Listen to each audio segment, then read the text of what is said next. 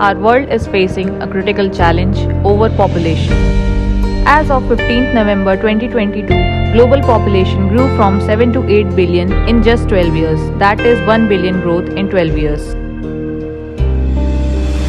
Overpopulation has far-reaching impacts, from constraining resources to increased poverty and inequality.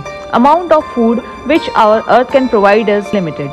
So catering to the needs of population, especially the poor, is very difficult.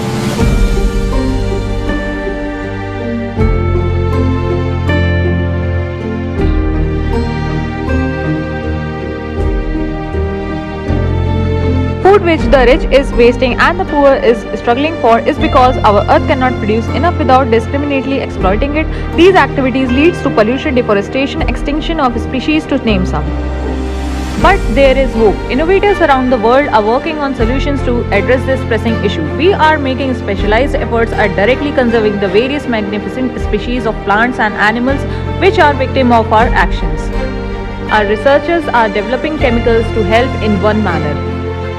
We realistically take note of present technologies. They are not at all sufficient to solve this problem. The only solution is to control population by creating awareness among us.